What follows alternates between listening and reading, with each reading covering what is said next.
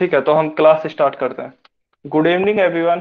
तो जैसा आपको दिख रहा होगा, आज आपके दीपक सर नहीं है। तो दीपक सर की आज एक्चुअली थोड़ी तबीयत खराब है, तो उनकी जगह पे मैं क्लास ले रहा हूँ। मेरा नाम लोकेश है, और मैं अवंती में 1 साल से हूँ और पिछले 3-4 साल से टीचिंग करा रहा हूँ। तो आप मुझ पर ट्रस्ट कर सकते हैं। तो चलिए अब क्लास स्टार्ट करते हैं, वैसे ही काफी टाइम हो गया है। तो आप जैसा कि अब आपके दीपक सर अब पढ़ा रहे थे आपको ज्यामिति, 9th मैथ्स की हम ज्यामिति या फिर इंग्लिश में जिसे ज्योमेट्री भी बोलते हैं, उसके टॉपिक्स को पढ़ रहे थे। ठीक है, कुछ टॉपिक्स हमने पढ़ लिए थे, कुछ टॉपिक्स को हम आज फिर से पढ़ेंगे। तो जो हमने लास्ट क्लास में जो भी आपको दीपक सर ने जिन भी टॉपिक्स का अध्ययन कराया था, वो टॉपिक्स आपको स्क्रीन पे दिख रहे होंगे।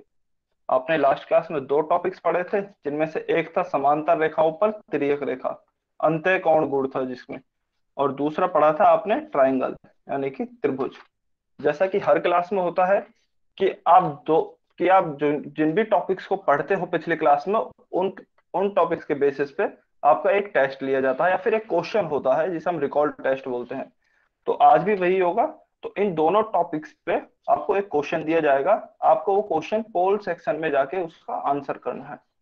ठीक है, तो आपका क्वेश्चन ये रहा। दिए गए चित्र में यदि P पैरेलल टू Q तथा एंगल A की इक्वल्स टू 120 डिग्री है, तो कोण 3 की माप ज्ञात करनी है हमें। हमें दो रेखाएं दी हुई हैं P और Q, उनको एक तिर्यक रेखा काट रही है। हमें कोण एक का मान दिया हुआ है 120 डिग्री, तो हमें कोण 3 का माप ज्ञात करना है।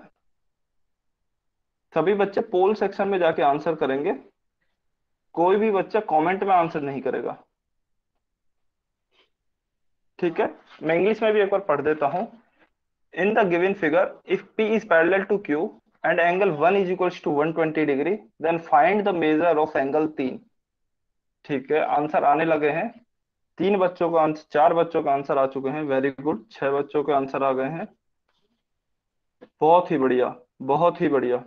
तो हम कुछ सेकंड का वेट करते हैं। बहुत ही आसान कॉन्सेप्ट है, आप पहले पढ़ चुके हैं इस कॉन्सेप्ट को, उसी पे बेस्ड कॉन्सेप्ट है। तो आप अच्छे से सॉल्व करेंगे और फिर आंसर करेंगे। कोई भी बच्चा कमेंट में आंसर नहीं करेगा, पोल सेक्शन में जाके आंसर करना है आपको। ठीक है, कुछ आंसर आ गए हैं, मिले जुले आंसर आ रहे हैं। ठीक है, बहुत ही आसान क्वेश्चन है। कुछ सेकंड और वेट करते हैं, फिर हम इसको सॉल्व करेंगे।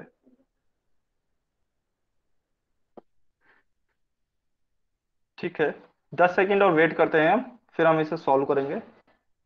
बहुत ही आसान कॉन्सेप्ट है।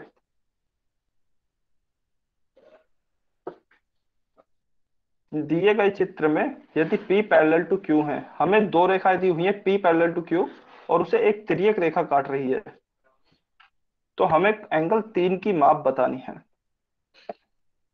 ठीक है, तो अभी अगर कोई बच्चा आंसर नहीं कर पाया है पोल सेक्शन में, तो कमेंट में आंसर कर सकता है। जिस भी बच्चे ने पोल में नहीं किया है, जिसने लेट ज्वाइन किया है, अदरवाइज जिसने पोल में किया है वो रहने दें। ठीक है, तो मेनली हमारे पास दो तरीके के आंसर आए हैं। कुछ बच्चों ने आंसर किया है बी, और कुछ बच्चों ने आंसर किया है सी। तो चलिए देखते हैं कि कौन सा आंसर इनमें से सही है। तो आप देखोगे कि हमें सबसे पहले तो ये चित्र दिया हुआ है, और इसमें हमें बताया गया है कि ये P और Q दोनों ही पैरेलल यानी कि समांतर रेखाएं हैं।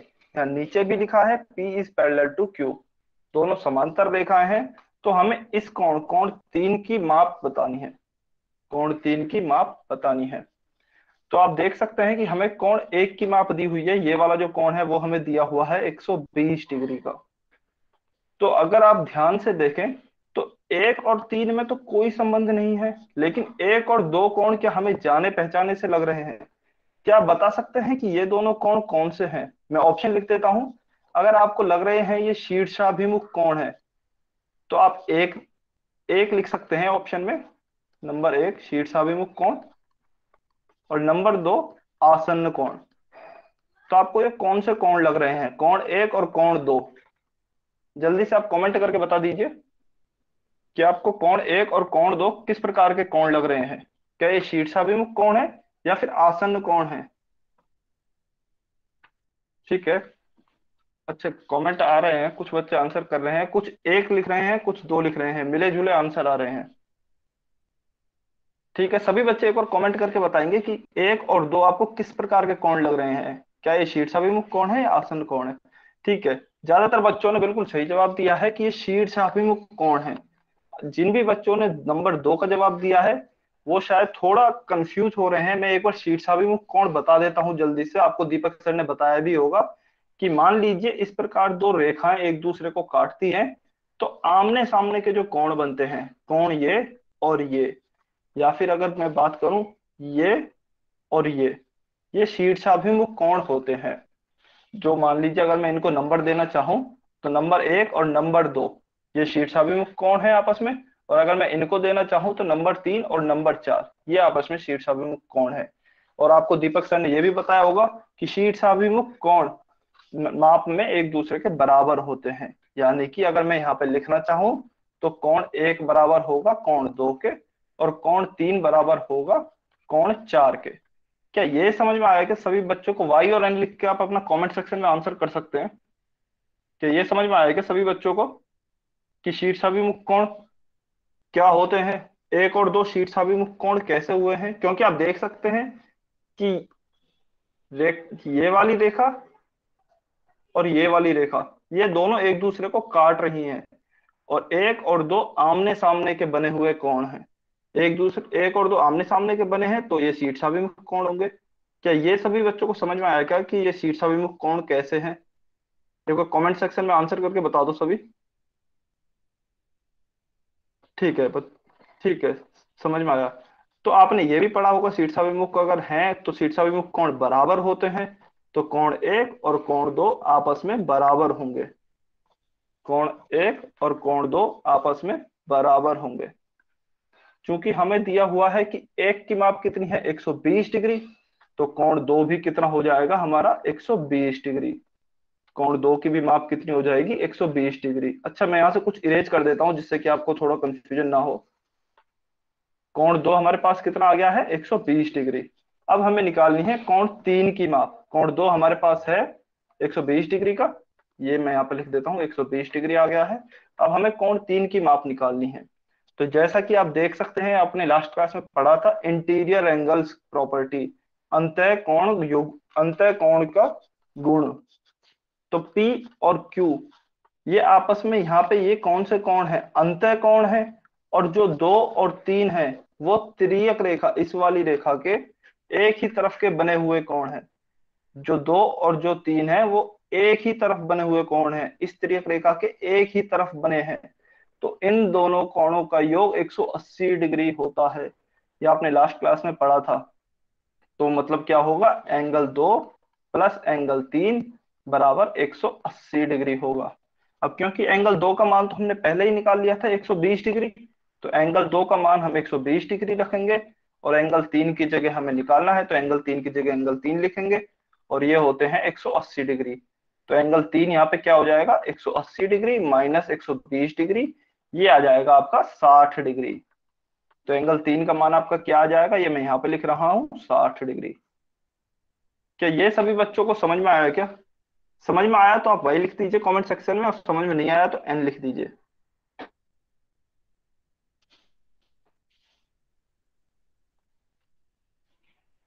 हाँ, सभी बच्चों को समझ में आया नहीं है?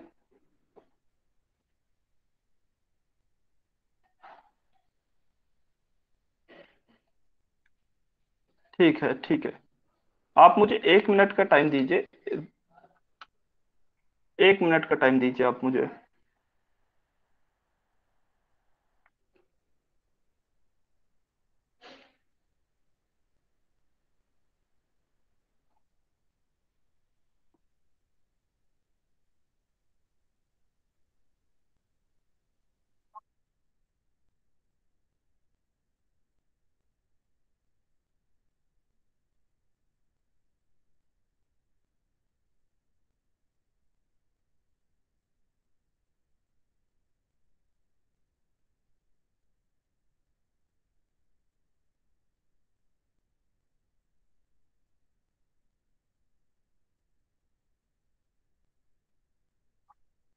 हाँ जी, सॉरी, वो एक्चुअली कुछ टेक्निकल प्रॉब्लम आ गई थी। ठीक है, तो ये वाला कंसेप्ट जब समझ में आया तो ठीक है, आज के कंसेप्ट फिर हम स्टार्ट करते हैं। ये क्वेश्चन तो पिछले कंसेप्ट पे ही पेश था। तो इसका आंसर हमारा क्या आया, एंगल 3 हमारा निकल के आया 60 डिग्री। ठीक है। तो आज के जो हमारा आपने पिछली क्लास में पढ़ा था त्रिभुज, त्रिभुज को हमने पहचानना सीख लिया था। त्रिभुज के बाद ये इस तरह की जो आकृति होती है उसे हम कुछ त्रिभुज कहते हैं। आपने ये पढ़ लिया था कि इस त्रिभुज में 3 शीर्ष होते हैं, जो कि ये है, एक शीर्ष ये है, एक शीर्ष ये है। मैं यहाँ लिख भी देता हूँ, 3 शीर्ष होते हैं यहाँ पे। और आपने पढ़ा होगा कि 3 ही हमारी भुजाएं होती हैं, 3 भुजा होती हैं, और 3 ही हमारे कोण भी होते हैं। 3 भुजा कौन कौन सी होती है, ये मैं येलो कलर से हाईलाइट कर रहा हूं। एक ये वाली हो गई, एक ये वाली हो गई, और एक ये वाली हो गई। और 3 कोण कौन कौन से होते हैं, एक ये वाला हो गया, एक ये वाला हो गया, और एक ये वाला हो गया। तो ये आपने पिछली क्लास में यहां तक पढ़ लिया था कि एक त्रिभुज में 3 शीर्ष, 3 भुजा और 3 कोण होते हैं। तो अब हम पढ़ेंगे कि त्रिभुज कितने प्रकार के होते हैं, त्रिभुज के टाइप्स क्या क्या हैं। तो त्रिभुज को मेनली हम 2 टाइप्स में डिवाइड करते हैं। एक तो हम करते हैं भुजा के आधार पर, और एक करते हैं हम कोणों के आधार पर। कोणों के आधार पर त्रिभुज कितने प्रकार के होते हैं, और भुजाओं के आधार पर त्रिभुज कितने प्रकार के होते हैं। तो पहले हम पढ़ेंगे कोण के आधार पर त्रिभुज के क्या क्या प्रकार होते हैं, यानी कि ये वाले जो कोण हैं, ये वाले जो कोण हैं, इनके आधार पर त्रिभुज के कितने प्रकार हो सकते हैं। तो अब हम ये पढ़ेंगे। जैसा कि आप हेडिंग में भी देख सकते हैं कि यही लिखा है, कोण के आधार पर त्रिभुज के प्रकार। ठीक है।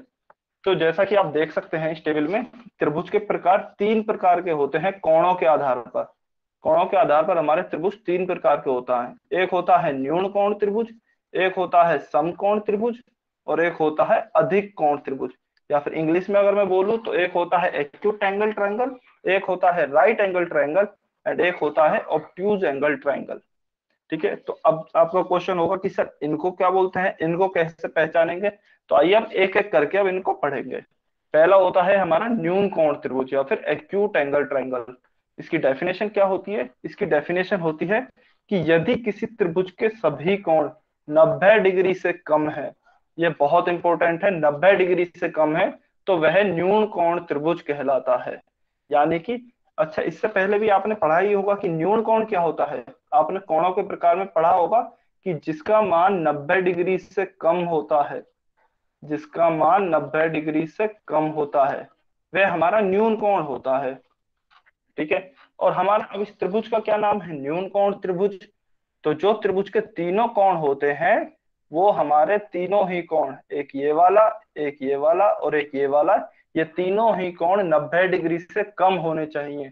अगर तीनों ही कोण 90 डिग्री से कम है तो वह हमारा न्यून कोण त्रिभुज कहलाएगा। ठीक है। अब इसका एक एग्जाम्पल देखते हैं कि इसका एग्जाम्पल क्या हो सकता है। जैसा कि ये आपको एक त्रिभुज एबीसी दिखाया गया है चित्र में, एबीसी, जिसका एक कोण हमें दिया गया है 40 डिग्री का, एक कोण दिया गया है 75 डिग्री का, और एक कोण दिया गया है 65 डिग्री का। तो आप देखेंगे अगर ध्यान से तो ये नोटिस करेंगे कि तीनों ही कोण 90 डिग्री से कम है। अगर तीनों ही कोण 90 डिग्री से कम है तो ये हमारी ये डेफिनेशन को संतुष्ट कर रहा है, क्योंकि हमारी डेफिनेशन भी यही कहती है कि तीनों कोण 90 डिग्री से कम होने चाहिए। तो ये वाला जो हमारा ट्राइंगल हो जाएगा, यह हमारा न्यून कोण त्रिभुज हो जाएगा, या फिर एक्यूट एंगल ट्राइंगल हो जाएगा। ये समझ में आएगा सभी बच्चों को कि न्यून कोण त्रिभुज क्या होता है। एक बार कमेंट सेक्शन में कमेंट करके बता दीजिए जल्दी से। ये सभी बच्चों को समझ में आएगा, बहुत ही आसान कंसेप्ट है। अच्छा ठीक है, ठीक है, ठीक है, सभी बच्चों को समझ में आ गया। इसका मतलब बहुत ही आसान है, हमें बस ये ध्यान रखना है कि तीनों कोण 90 डिग्री से कम होने चाहिए। और यह ये इसके नाम से ही परिभाषित है, न्यून कोण है तो मतलब 90 डिग्री से कम। ठीक है। अब इसके बाद हमारा दूसरा टाइप आता है समकोण त्रिभुज का, या फिर जिसे हम इंग्लिश में राइट एंगल ट्रायंगल भी कहते हैं। इसे भी हम इसके नाम से ही बता सकते हैं, जैसा कि इसके नाम में ही लिखा है समकोण, यानी कि वह कोण जिसका मान 90 डिग्री होता है वह समकोण होता है, यह हमें पता है। तो इस त्रिभुज की परिभाषा क्या बन जाएगी, यदि किसी त्रिभुज में एक कोण 90 डिग्री का है, यह ध्यान रखिए, न्यून कोण त्रिभुज में सभी कोण 90 डिग्री से कम थे। यहाँ पे सभी कोण 90 डिग्री के नहीं हो सकते हैं, कोई भी तीनों में से कोई भी एक कोण 90 डिग्री का होगा। अगर कोई एक कोण 90 डिग्री है तो वह समकोण त्रिभुज कहलाएगा। या अच्छा, अब आपका कुछ बच्चों का सवाल यह भी हो सकता है कि सर एक कोण ही क्यों, तीनों कोण 90 डिग्री के क्यों नहीं हो सकते? तो इसका कारण आपको बाद में पता लगेगा जब हम तीनों कोणों का योग पढ़ेंगे, कि त्रिभुज के तीनों कोणों का योग 180 डिग्री होता है। इस वजह से तीनों कोण 90 डिग्री नहीं हो सकते, कोई एक ही कोण 90 डिग्री का हो सकता है। तो इसका कारण आपको बाद में पता लगेगा, लेकिन अभी के लिए आप डेफिनेशन यही याद रखेंगे कि समकोण त्रिभुज में कोई एक कोण 90 डिग्री का होता है। तो आइए अब हम एक एग्जांपल देखते हैं। जैसा कि त्रिभुज एबीसी आप देख रहे होंगे, हमें ए और सी एंगल से कोई मतलब नहीं है कि दोनों एंगल क्या दे रखे हैं। हमें सिर्फ परिभाषा में दे रखा है कि हमें एक कोण देखना है, बस एक कोण 90 डिग्री हो, हमारे लिए वही बहुत है। तो आप यहाँ पे देखेंगे कि एंगल बी जो है, एंगल बी यहाँ पे हालांकि लिखा नहीं है, लेकिन अगर आपको पता होगा कि मान लीजिए कोई इस तरह का कोण है। एक मिनट में अच्छे से ही बना देता हूँ। कोई इस प्रकार का अगर कोण है, अगर कोई हमें ये वाला सिंबल दे के रखा है, कुछ इस तरीके का सिंबल, तो यह समकोण को ही प्रदर्शित करता है या फिर 90 डिग्री को शो करता है। तो क्योंकि यहाँ पे हमारा ये बनाया हुआ है, तो हमारा एंगल बी जो हो गया है वो 90 डिग्री हो गया है। अब हमें एंगल ए और एंगल सी से कोई मतलब नहीं है, वो एंगल कितने का भी हो, बस हमारा एक कोण 90 डिग्री है, इसका मतलब यह है समकोण त्रिभुज है। ठीक है, ये वाला कंसेप्ट समझ आया समकोण त्रिभुज का? बहुत ही आसान कंसेप्ट है, एक बार कमेंट सेक्शन में बता दीजिए ये समझ में आया या नहीं आया। ठीक है, बहुत ही आसान कंसेप्ट है। तो अब हम अगला वाला देखेंगे। जैसा कि कोणों जब आपने पढ़े होंगे, जब भी आपने पढ़े होंगे न्यून कोण, समकोण, और फिर उसके बाद आता है आपका अधिक कोण। तो इसमें भी वही आएगा, अधिक कोण त्रिभुज या फिर ऑब्ट्यूज एंगल ट्रायंगल। अधिक कोण क्या होता था? अधिक कोण होता था वह कोण जो कि 90 डिग्री से अधिक हो। 90 डिग्री से अधिक हो, वह कोण आपका अधिक कोण होता है। तो इसमें डेफिनेशन क्या हो जाएगी कि कोई भी एक कोण यदि 90 डिग्री से अधिक है तो वह हमारा अधिक कोण त्रिभुज हो जाएगा। देख लीजिए डेफिनेशन।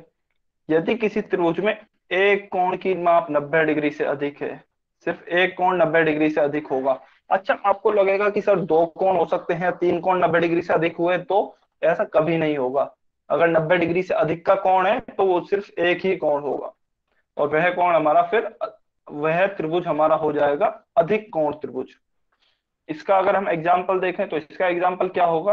ए बी सी हमें एक ट्राइंगल दिया गया है, जिसमें कोण ए दिया गया है 40 डिग्री, कोण बी दिया गया है 30 डिग्री, और कोण सी दिया गया है 110 डिग्री। तो क्योंकि 110 डिग्री जो है वो 90 डिग्री से ज्यादा है, तो हमारा एक कोण 90 डिग्री से अधिक हो गया, तो यह हमारा अधिक कोण त्रिभुज हो गया है। ठीक है, ये कंसेप्ट समझ आया आपको? तीनों प्रकार के त्रिभुज जो हमने पढ़े, न्यून कोण त्रिभुज, समकोण त्रिभुज और अधिक कोण त्रिभुज, ये आपको समझ में आएगा? एक बार कमेंट सेक्शन में बता दीजिए। ठीक है, मतलब सभी बच्चों को समझ में आ गया। एक बार मैं हम फिर से जल्दी से रिवाइज कर लेते हैं कि क्या क्या होता था। पहला होता था न्यून कोण त्रिभुज। न्यून कोण त्रिभुज, न्यून कोण त्रिभुज होता है जिसमें सभी कोण 90 डिग्री से कम, सभी कोण 90 डिग्री से कम हो, ये हमारा न्यून कोण त्रिभुज हो गया है। फिर हम पढ़ेंगे समकोण, हमने पढ़ा समकोण त्रिभुज। समकोण त्रिभुज, इसमें कोई भी एक कोण हमारा 90 डिग्री का हो गया, कोई भी एक कोण 90 डिग्री का हो गया था, इक्वल टू 90 डिग्री, ये 90 डिग्री से कम, ये इक्वल टू 90 डिग्री। और फिर हमने ये वाला पढ़ा अधिक कोण त्रिभुज। अधिक कोण त्रिभुज में क्या हो जाएगा? कोई भी एक एंगल जो होगा वो 90 डिग्री से अधिक होगा, एक कोण 90 डिग्री से अधिक होगा। तो इनकी एक समरी हो गई। चलिए, अब जो हमने कॉन्सेप्ट पढ़ा इसी पे बेस्ड कुछ क्वेश्चन करेंगे। तो पहला क्वेश्चन आपकी स्क्रीन पे ये रहा। तो इस क्वेश्चन का आंसर आपको पोल सेक्शन में जाके करना है, बहुत ही आसान क्वेश्चन है। क्वेश्चन में पढ़ के एक बार बता देता हूं। निम्नलिखित में से समकोण त्रिभुज कौन सा है? आपको समकोण त्रिभुज को पहचानना है कि समकोण त्रिभुज कौन सा है। बहुत ही आसान कॉन्सेप्ट है, जो भी अभी हमने कॉन्सेप्ट पढ़े उन्हीं पे बेस्ड है, उन्हीं पे बेस्ड है जो भी हमने। Which of the following is a right angle triangle? Very good, काफी बच्चों का आंसर आ रहे हैं और बिल्कुल सही आंसर आ रहे हैं। बहुत ध्यान से करना है, बहुत ही आसान है, लेकिन जल्दबाजी में आंसर किसी को नहीं करना है। पहले आप हर एक त्रिभुज को अच्छे से देखेंगे, पहले डेफिनेशन याद करेंगे।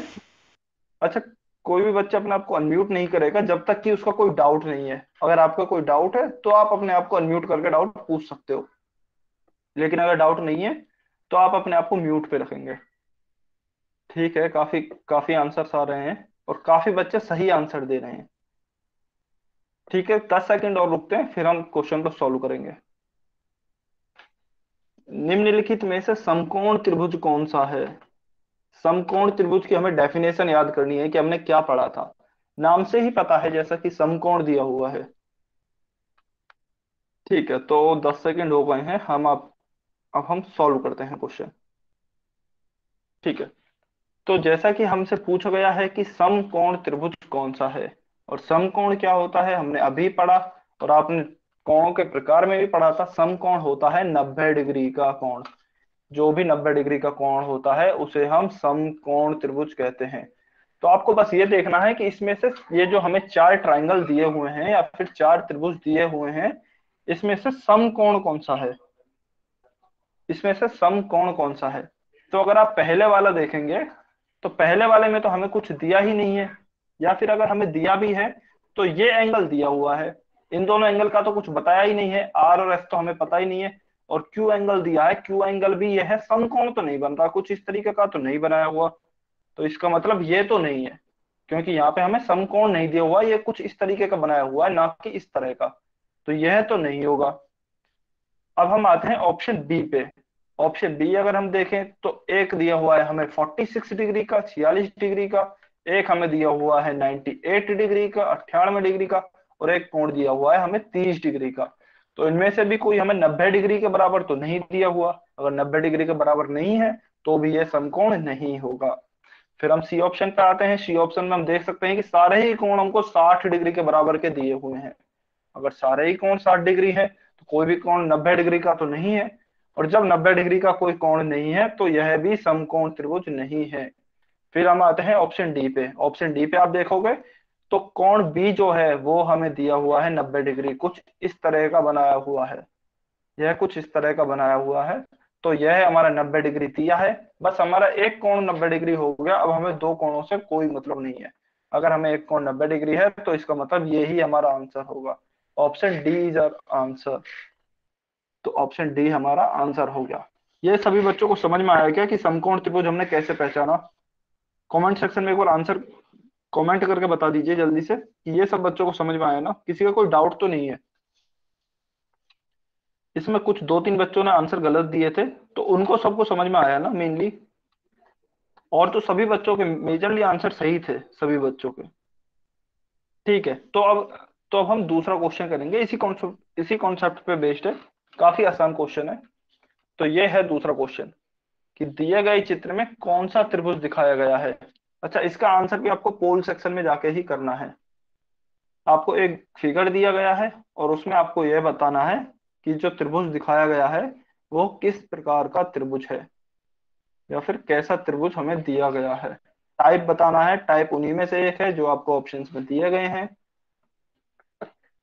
पहला ऑप्शन है न्यून कोण त्रिभुज, दूसरा है अधिक कोण, तीसरा है समकोण, या फिर चौथा है इनमें से कोई नहीं। अगर आपको लगता है कि इनमें से कोई नहीं है तो आप ऑप्शन डी पे क्लिक करेंगे। वेरी गुड, काफी बच्चों के आंसर आ गए हैं।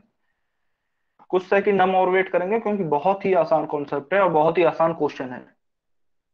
ठीक है, कुछ 10 सेकंड हम और वेट करेंगे, फिर इसके बाद हम सॉल्व करेंगे। आप डेफिनेशन देखिए, डेफिनेशन से आपको आसानी से पता लग जाएगा। ठीक है, कुछ बच्चों के आंसर्स आ रहे हैं। ठीक है, हम 5 सेकंड और रुकते हैं।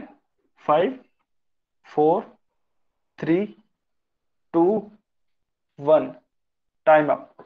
ठीक है, अभी हम इसे सॉल्व करते हैं। जैसा कि आपको फिगर में दिया गया है कि आपको एक ट्राइंगल दिया गया है, ट्राइंगल में आपको तीनों कोण शो दिखाए गए हैं। एक एंगल है आपका 65 डिग्री का, एक एंगल है आपका 55 डिग्री का, और एक एंगल है आपका 60 डिग्री का।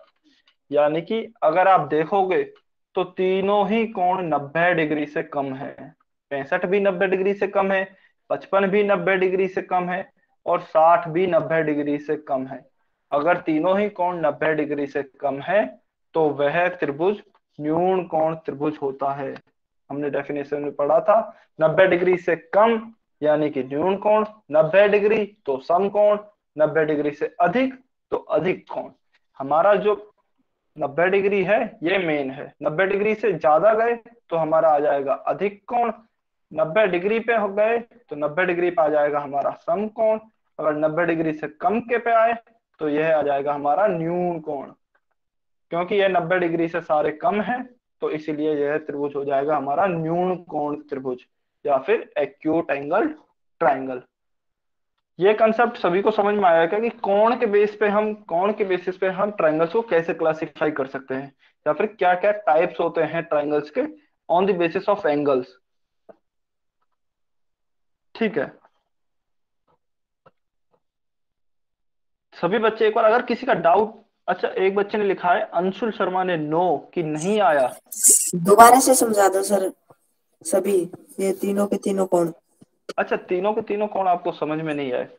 ठीक है, मैं यस एक सर। बार अंशुल शर्मा आप एक काम कर सकते हो कि अभी अगर, क्योंकि मैं तीनों को फिर से समझाऊंगा तो सभी का काफी टाइम वेस्ट हो जाएगा, क्योंकि काफी बच्चों को समझ में आ गया है। आप क्लास के एंड में 2 मिनट के लिए रुक जाना, मैं आपको अलग से समझा दूंगा 2-3 मिनट में। ठीक है सर। ठीक है, क्योंकि अभी सभी बच्चों को समझ में आ गया है तो फिर उनका भी टाइम वेस्ट होगा। अभी जो भी बच्चे लेट एंट्री कर रहे हैं या लेट ज्वाइन कर रहे हैं तो वो क्लास के लास्ट में रुक जाएंगे। ठीक है, तो तो अभी हम अगले कॉन्सेप्ट पे चलते हैं। अभी तक हमने पढ़ा था कि तीन जो एंगल्स होते हैं, तीन एंगल्स पे क्या क्या क्लासिफिकेशन हो सकते हैं, क्या क्या टाइप हो सकते हैं त्रिभुज के। अब हम पढ़ेंगे कि इन ये जो भुजाएं हैं त्रिभुज की, ये और ये वाली, इन भुजाओं के आधार पर त्रिभुज के कितने प्रकार हो सकते हैं। तो चलिए, अभी हमारा अगला टॉपिक वही है, भुजाओं के आधार पर त्रिभुज के प्रकार या फिर triangle based on the sides. तो अगर आप देखोगे तो भुजाओं के आधार पर भी त्रिभुज के तीन ही प्रकार होते हैं। पहला होता है समबाहु त्रिभुज, दूसरा होता है समद्विबाहु त्रिभुज, और तीसरा होता है हमारा विषम बाहु त्रिभुज। या फिर अगर इंग्लिश में बोलें तो पहला होता है इक्विलेटरल ट्राइंगल, दूसरा होता है आइसोसेलेस ट्राइंगल, और तीसरा होता है स्केलेन ट्राइंगल। तो अब जैसा कि हमने कोणों के बेसिस पे पढ़ा था, ऐसे ही अब हम साइड्स के बेसिस पे पढ़ेंगे एक एक करके। पहला आता है हमारा समबाहु त्रिभुज या फिर इक्विलेटरल ट्राइंगल। इसकी डेफिनेशन क्या होती है? इसकी डेफिनेशन होती है यदि किसी त्रिभुज की सभी भुजाएं बराबर माप की हैं, यानी कि क्योंकि हमको पता है कि एक त्रिभुज की तीन भुजाएं होती हैं, अगर तीनों भुजाएं बराबर माप की हैं तो यह समबाहु त्रिभुज होता है। यही हमारी डेफिनेशन भी कहती है कि अगर सभी भुजाएं बराबर माप की हैं तो वह समबाहु त्रिभुज होता है। मान लीजिए ये हमें कोई भी एक ट्राइंगल दिया गया है ए बी सी, यदि इसकी ये भुजा और ये भुजा तीनों की माप बराबर है तो यह समबाहु त्रिभुज होगा।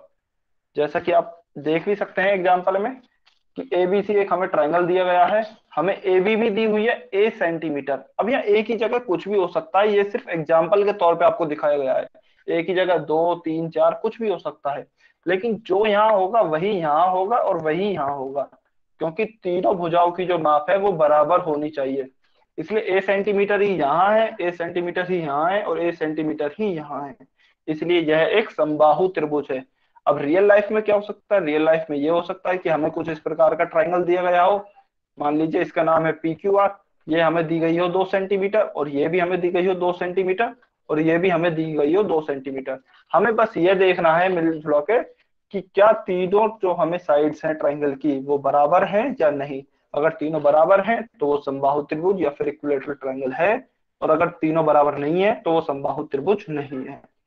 ठीक है, तो हमें पहले भुजाएं देखनी है, तीनों भुजाएं बराबर हैं या नहीं। अच्छा, अब इनकी एक और प्रॉपर्टी होती है, हम इन्हें एक और तरीके से पहचान सकते हैं। यदि हमें भुजा नहीं दी हुई हो तो फिर हम कैसे पहचानेंगे? तो हमें फिर कोण देखने हैं। समबाहु त्रिभुज में प्रत्येक कोण 60 डिग्री का होता है, यह बहुत इंपॉर्टेंट है। कि मान लीजिए कई बार हमें क्या दिया होगा, हमें एक ट्राइंगल दे दिया गया होगा और यह पूछेगा कि बताइए ये कौन सा ट्राइंगल है, और उसमें साइड्स नहीं देगा, तो हमें एंगल देखने हैं। अगर तीनों ही एंगल हमें 60 डिग्री के दिए गए हैं तो फिर हम कह सकते हैं कि यह समबाहु त्रिभुज है या फिर यह इक्विलेटरल ट्राइंगल है। तो समबाहु त्रिभुज में हमें दो चीजें याद रखनी है, या तो तीनों भुजाएं बराबर हैं या फिर तीनों कोण बराबर हैं। वैसे एक कॉन्सेप्ट होता है कि अगर तीनों भुजाएं बराबर हैं तो तीनों कोण बराबर होंगे ही होंगे, और वो 60 डिग्री ही होंगे। 60 डिग्री क्यों होते हैं ये रीजन भी आपको बाद में पता लगेगा जब हम आगे के कंसेप्ट पढ़ेंगे। अभी के लिए आप ये मान लें कि त्रिभुज के प्रत्येक कोण, समबाहु त्रिभुज का प्रत्येक कोण 60 डिग्री का होता है। ठीक है, ये वाला कॉन्सेप्ट समझ में आया है क्या सभी बच्चों को? कमेंट में एक बार लिख के बता दीजिए, समबाहु त्रिभुज या फिर इक्विलेटरल ट्रायंगल का। इसमें तो किसी को कोई डाउट नहीं है ना? ठीक है, ठीक है, वेरी गुड, वेरी गुड। तो अब हमने समबाहु त्रिभुज समझ लिया है, तो चलिए अब हम दूसरा कॉन्सेप्ट पढ़ेंगे, समद्विबाहु त्रिभुज या फिर आइसोसेलेस ट्रायंगल। आइसोसेलेस ट्रायंगल क्या होता है? आइसोसेलेस ट्रायंगल होता है कि जिसकी दो भुजाएं बराबर हो। समबाहु में तो क्या होता था, जिसकी तीनों भुजाएं बराबर हो। समद्विबाहु में क्या होता है, जिसकी दो भुजाएं बराबर हो, तो वह समद्विबाहु त्रिभुज होता है। यानी कि अगर मैं बात करूं कि कोई, मान लीजिए ये एक हमें ट्रायंगल दिया गया है, पी क्यू आर। मान लीजिए ये हमें दिया गया है 3 सेंटीमीटर, ये हमें दिया गया है 3 सेंटीमीटर, और ये हमें दिया गया है 4 सेंटीमीटर। तो इसमें कोई भी दो भुजाएं बराबर होंगी आपस में, जबकि तीसरी भुजा की माप अलग होगी।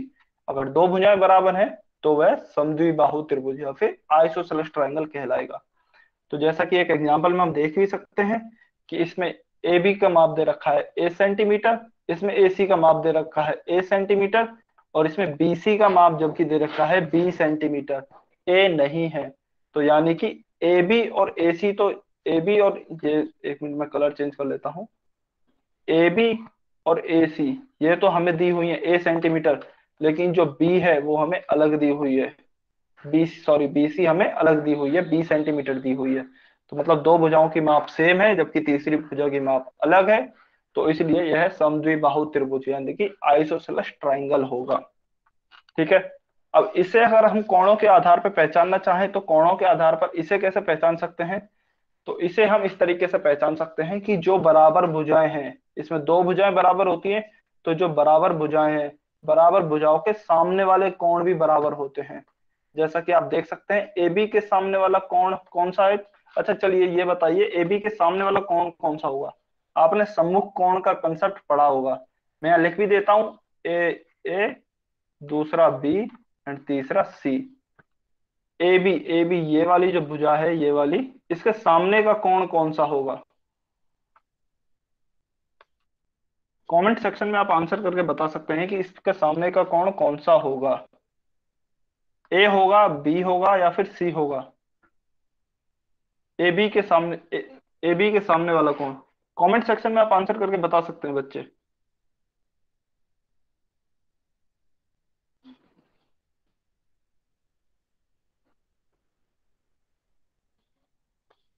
अच्छा, अच्छा शायद आपको कुछ, वैसे काफी बच्चों का आंसर ठीक सही है, लेकिन एक बार फिर से मैं इसे अच्छे से एक्सप्लेन कर देता हूँ कि सामने के कोण का क्या कंसेप्ट होता है। अभी तक हमने ये पढ़ा कि जो हमारे समद्विबाहु त्रिभुज है उसमें दो भुजाएं बराबर होंगी, यानी कि A B A centimetre, A C A centimetre, और बी सी हमें B सेंटीमीटर दी हुई है। हमें इसमें ए बी बराबर ए सी दिया हुआ है, तो यह हमारा समद्विबाहु त्रिभुज हो गया, क्योंकि इसमें दो भुजाएं बराबर हैं। तो अभी अगर आप देखेंगे तो समद्विबाहु त्रिभुज में दो कोण भी बराबर होते हैं, और वो दो कोण कौन से होंगे? समान भुजाओं के सामने वाले कोण, या फिर जो भुजाएं बराबर हैं, बराबर भुजाओं के सामने के कोण। तो अभी हमें यह देखना है बराबर भुजाएं कौन कौन सी हैं, ए बी है और ए सी है, तो इनके सामने के कोण कौन कौन से होंगे? अगर मैं बात करता हूं ए बी की, ए बी का, तो ए बी के सामने का कोण जो होगा, एग्जैक्ट सामने का कोण, वो होगा कोण सी, ये वाला कोण। तो ए बी के सामने का कोण कौन सा होगा? कोण सी। और फिर ए सी के सामने का कोण कौन सा होगा? ये वाला जो ए सी है, ए सी के सामने का कोण होगा हमारा कोण बी, ये वाला कोण। तो अगर बराबर भुजाओं के सामने के कोण भी बराबर हैं, तो क्योंकि ए सी बराबर ए बी था, इसलिए इनके सामने का कोण हो गया सी बराबर बी। ये समझ में आया कि बच्चों को कि ये कोण सी बराबर कोण बी कैसे हुआ? एक बार कमेंट सेक्शन में आंसर कमेंट करके बता दीजिए, क्या ये समझ में आया क्या कि कोण सी बराबर कोण बी कैसे हुआ? समान भुजाओं के सामने के कोण है, जो हमें समान भुजाएं हैं उनके सामने के कोण है, बस हमें वो ध्यान रखना है। ठीक है, समझ में आ गया। तो चलिए अब हम नेक्स्ट टाइप ऑफ ट्राइंगल पे चलते हैं। नेक्स्ट टाइप ऑफ ट्राइंगल है हमारा विषम बाहु त्रिभुज या फिर स्केलेन ट्राइंगल। अभी तक हमने समबाहु त्रिभुज में पढ़ा था कि तीनों भुजाएं बराबर हैं। संद्विबाहु त्रिभुज में हमने पढ़ा कि दो भुजाएं बराबर हैं। अब हम पढ़ते हैं विषम बाहु त्रिभुज में। तो विषम बाहु त्रिभुज में क्या होगा, आपकी कोई भी भुजा जो है वो एक माप की नहीं होगी, यानी कि सभी भुजाएं अलग अलग माप की होंगी। जैसा कि आप डेफिनेशन से भी देख सकते हैं, यदि सभी भुजाएं अलग माप की हैं तो वह विषम बाहु त्रिभुज होता है और फिर स्केलेन ट्राइंगल होता है। मान लीजिए आपको कोई ट्राइंगल दिया हुआ है ए बी सी, उसमें ए सी आपको दी हुई है ए सेंटीमीटर, ए बी दी हुई है बी सेंटीमीटर और बी सी दी हुई है सी सेंटीमीटर।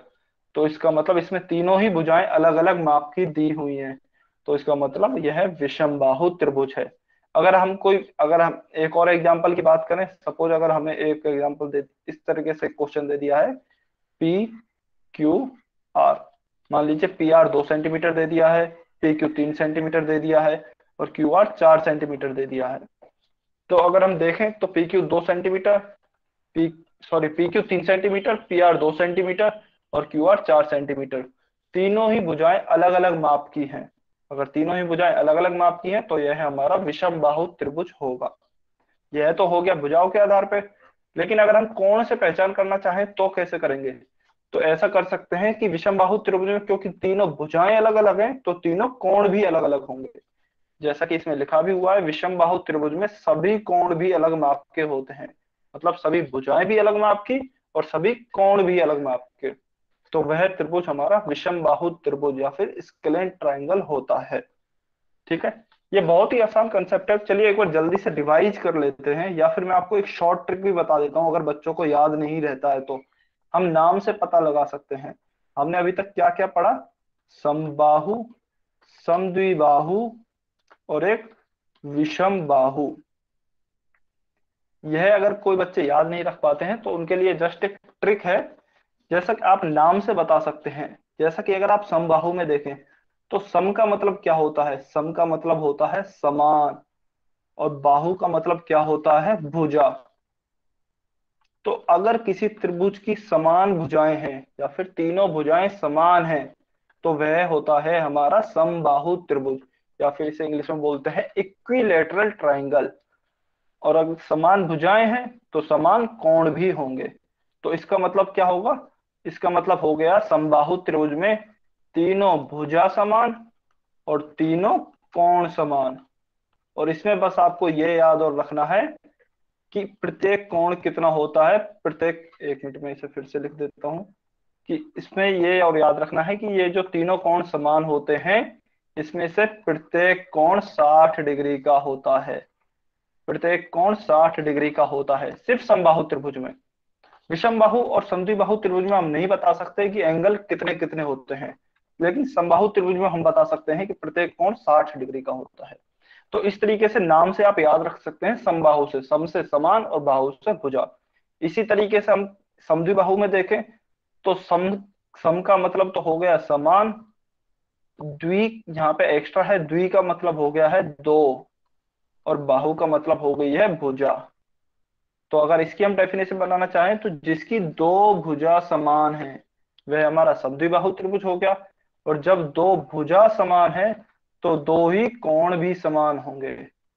दो भुजा समान और दो कोण समान होंगे तो वह हमारा समद्विबाहु त्रिभुज कहलाएगा। अच्छा, इसमें हम एंगल का कुछ नहीं बता सकते कि एंगल का माप क्या होगा। जैसे हमने यहाँ पे बताया ना 60 डिग्री, ऐसे हम यहाँ पे कुछ नहीं बता सकते कि एंगल का माप क्या होगा। बस हमें यह पता है कि दो कोण समान होंगे और दो भुजाएं समान होगी।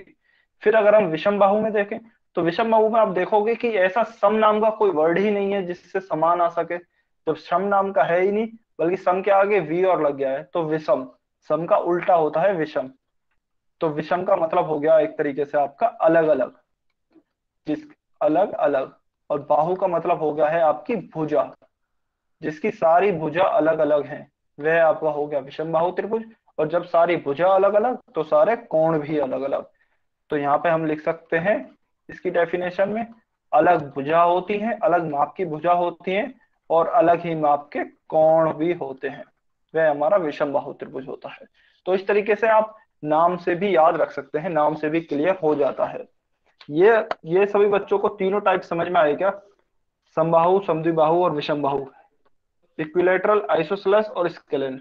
एक और कमेंट सेक्शन में आंसर करके बता दीजिए। और किसी बच्चे को समझ में नहीं आए तो बिंदास पूछ सकते हैं, कोई प्रॉब्लम नहीं है। आराम से, अगर किसी बच्चे को कोई समझ में नहीं आया, कहीं कुछ डाउट भी है तो पूछ सकते हैं। वैसे कुछ भी ऐसा टफ नहीं है, बहुत ही आसान कंसेप्ट है।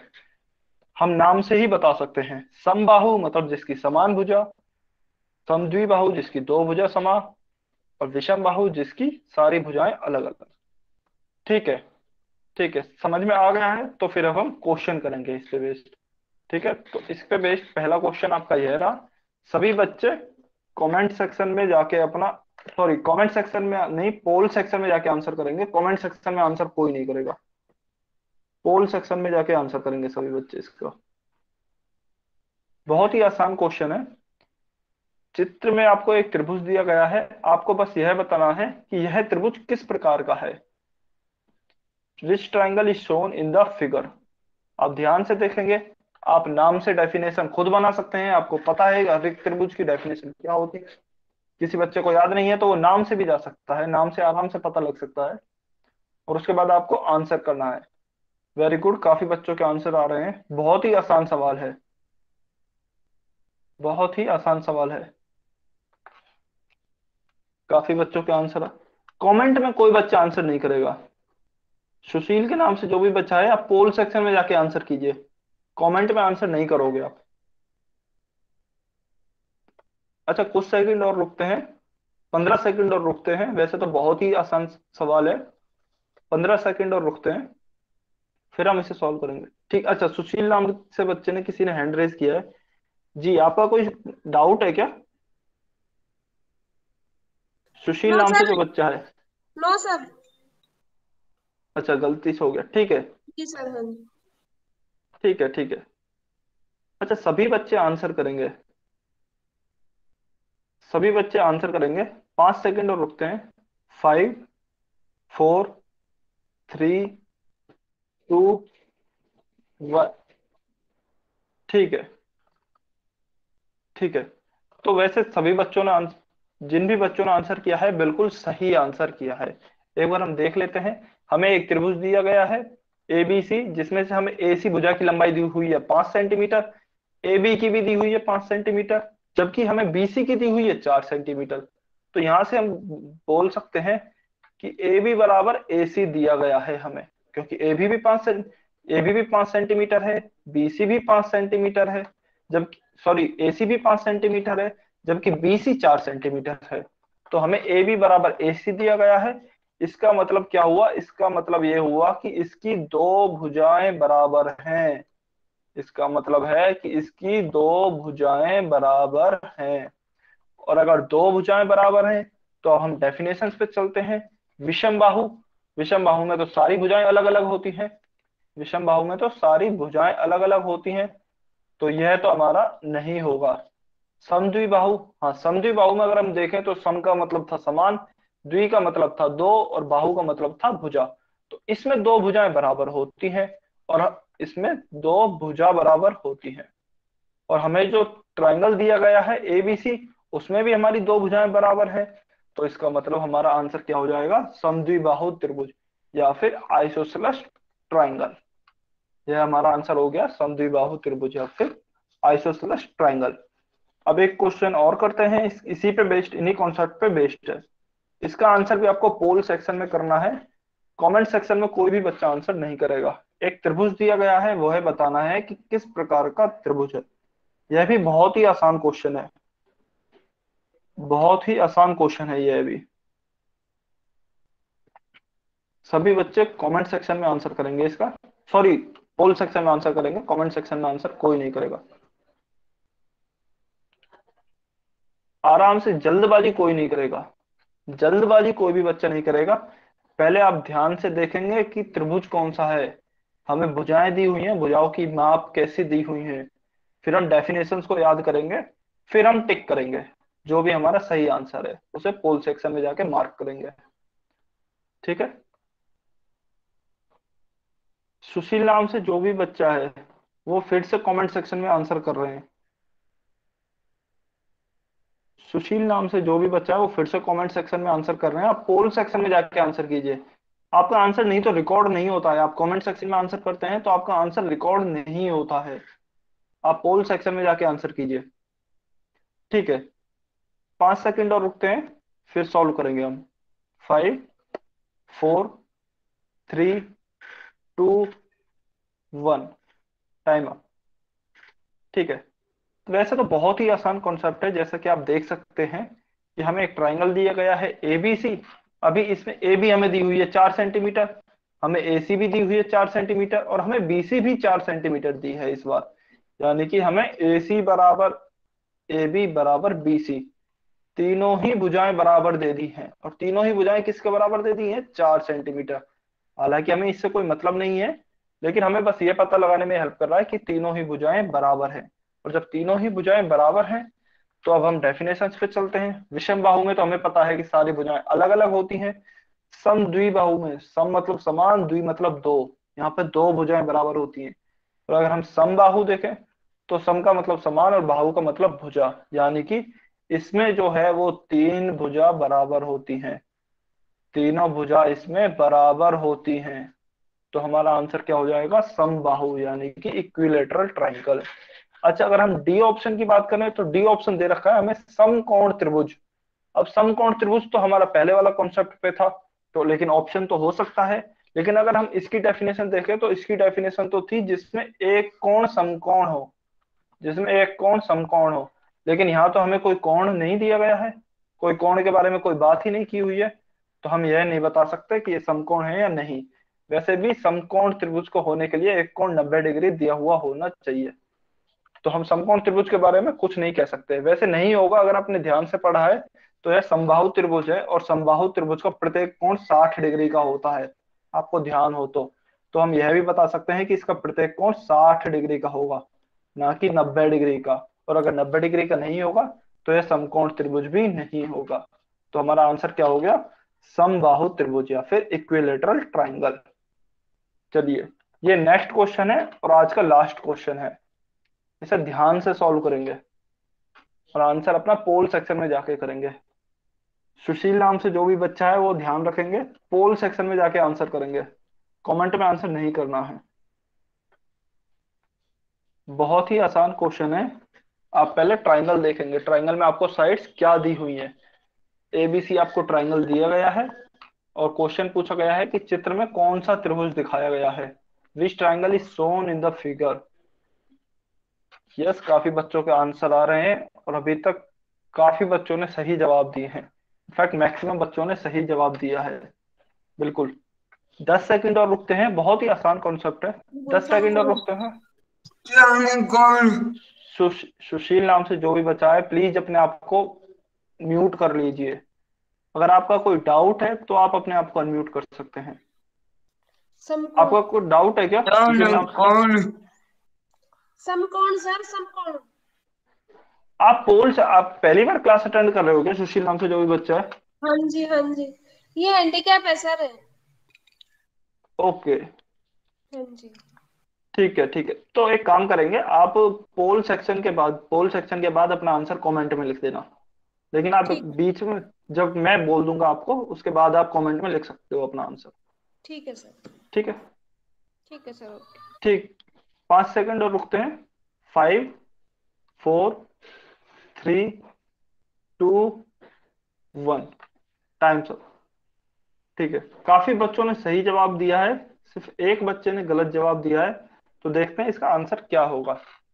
अब हम एबीसी ट्रायंगल को देखते हैं। हमें ए बी दी हुई है 5 सेंटीमीटर, ए सी दी हुई है 4 सेंटीमीटर, और बी सी दी हुई है 6 सेंटीमीटर। तो हम देख सकते हैं कि इसमें तो कोई भी भुजा बराबर ही नहीं है। एक 4 सेंटीमीटर की दी हुई है, एक 5, एक 4 है, एक 5 है, और एक 6 है। तो तीनों भुजाएं अलग अलग हैं। तो हम देखेंगे, हम डेफिनेशन पे चलते हैं। विषम बाहु त्रिभुज की डेफिनेशन क्या होती थी? जिसकी तीनों भुजाएं अलग अलग हों, जिसकी तीनों भुजाएं अलग अलग हों, वह विषम बाहु त्रिभुज होता है। और इसमें भी हमारा जो ट्रायंगल दिया गया है उसमें भी तीनों भुजाएं अलग अलग ही हैं।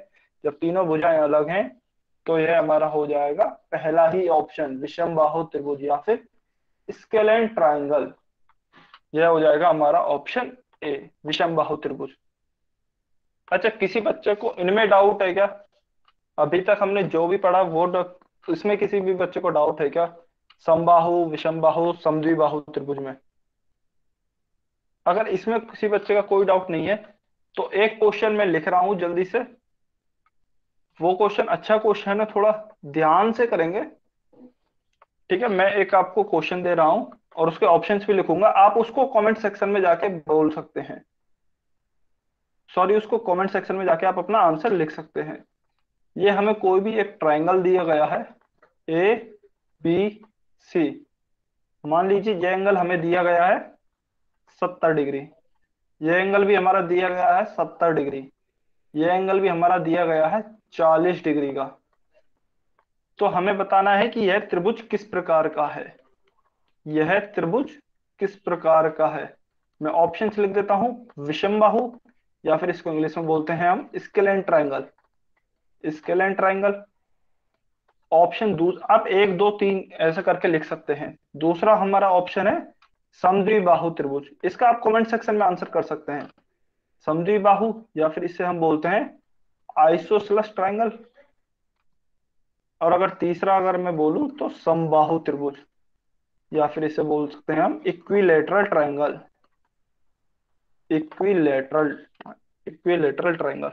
वेरी गुड, काफी बच्चों के आंसर आए। एक और काफी बच्चों के आंसर्स ऑलरेडी आ गए हैं। जिस भी बच्चे ने आंसर नहीं किया है एक बार वो आंसर करके बता दें। वैसे तो सभी बच्चों के आंसर आ गए हैं। ठीक है, वेरी गुड। तो ये बिल्कुल सही जवाब है कि यह कुछ तरह का ट्रायंगल होगा, यह होगा हमारा समद्विबाहु त्रिभुज या फिर आइसोसेलेस ट्रायंगल। कैसे? डेफिनेशन पे जाते हैं। सम मतलब समान, द्वि मतलब दो, बाहु मतलब भुजा, जिसकी दो भुजा बराबर हो, जिसकी दो भुजा बराबर हो। और अगर दो भुजा बराबर तो इसका मतलब दो कोण भी बराबर। और अगर हम इसमें देखें तो हमें इसमें भुजाएं तो दी नहीं हुई है लेकिन हमें कोण दिए हुए हैं। कोण क्या है? एक 70 डिग्री है, दूसरा भी 70 डिग्री है और तीसरा 40 डिग्री है। तो हमें दोनों कोण बराबर दिए हुए हैं, कोण बी और कोण सी, यह बराबर दिया हुआ है 70 डिग्री के। तो इसलिए यह हमारा समद्विबाहु त्रिभुज हो जाएगा। ठीक है, तो आपकी आज की क्लास यहीं खत्म होती है। अच्छा, नेक्स्ट क्लास के लिए अभी बच्चा कोई भी छोड़ के नहीं जाएगा, क्योंकि नेक्स्ट क्लास के लिए आपके लिए कुछ इन्फॉर्मेशन है।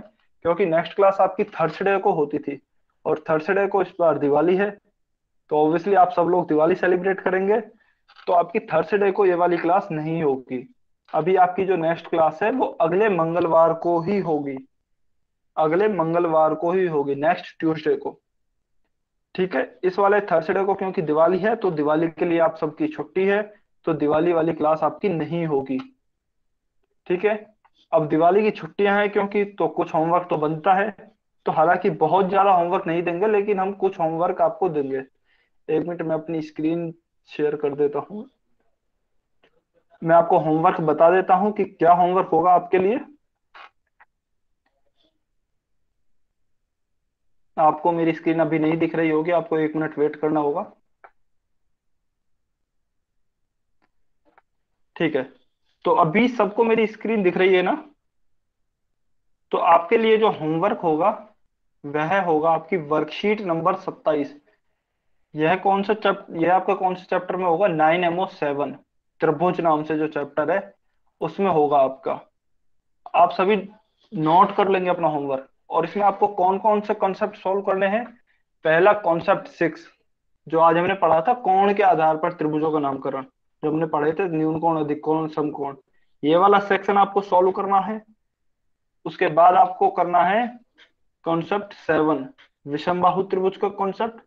उसके बाद आपको करना है कॉन्सेप्ट 8, समद्विबाहु त्रिभुज का कॉन्सेप्ट। उसके बाद आपको करना है कॉन्सेप्ट 9, समबाहु त्रिभुज का। ठीक है, सभी बच्चों को होमवर्क समझ में आया? सभी बच्चों को होमवर्क समझ में आया? दूसरे का बता दे जी। अच्छा, एक बार दोबारा बता दूं।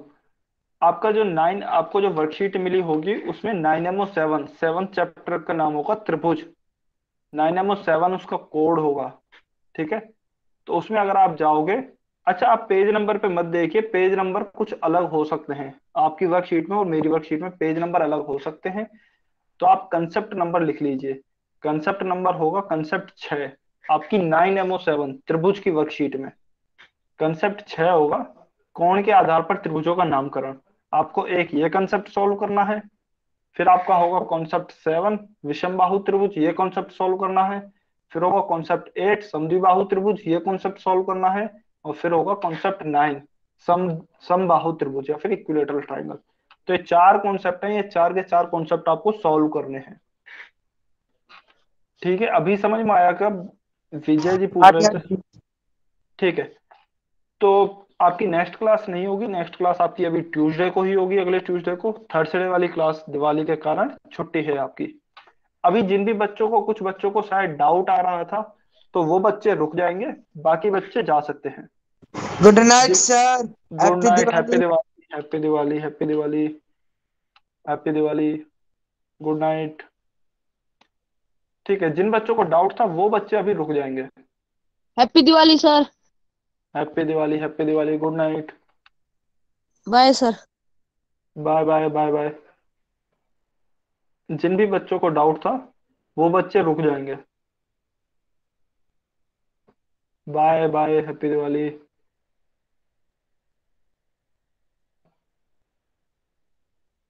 जिन भी बच्चों को डाउट था वो रुक सकते हैं, या किसी और बच्चे का कोई और डाउट हो तो वो भी रुक सकते हैं, बाकी बच्चे जा सकते हैं। अच्छा मैं देख रहा हूँ, दो दो तीन बच्चे रुके हुए हैं जी। आप एक बार अपना डाउट, अंशुल शर्मा, और अंशुल शर्मा के नाम से बच्चा रुका हुआ है, ठीक है। अंशुल आपका क्या डाउट था? हाँ आप एक बार बता सकते हैं, अनम्यूट कर सकते हैं। न्यून कोण, समकोण और अधिक कोण बताने थे सर। अच्छा ठीक है, ठीक है, एक बार मैं बताता हूँ न्यून कौन सा कौन अधिक कौन। स्क्रीन दिख रही है ना आपको मेरी? Yes sir. ठीक है, देखिए सबसे पहले आपने अगर देखा होगा तो अभी हमने भुजाओं के आधार पर पढ़े थे, इसके बाद में अभी हम पढ़ेंगे कोण के आधार पर त्रिभुज के प्रकार। क्योंकि मान लीजिए ये एक त्रिभुज है, तो इसमें हम जानते हैं कि तीन कोण होते हैं। मान लीजिए एबीसी एक त्रिभुज है, तो इसमें तीन कोण होंगे, ए, बी और सी। ठीक है, तो इनके आधार पे हम कैसे ट्रायंगल का क्लासिफिकेशन कर सकते हैं, हम वो पढ़ेंगे। तो आप देखोगे तो एक टेबल दिखेगी आपको त्रिभुज के प्रकार, कि त्रिभुज के कितने प्रकार होते हैं कोणों के आधार पर। तो त्रिभुज के तीन प्रकार होते हैं मेनली, न्यून कोण, समकोण और अधिक कोण त्रिभुज, या फिर इंग्लिश में इन्हें acute angle triangle, right angle triangle और ऑब्ट्यूज एंगल ट्रायंगल भी बोलते हैं।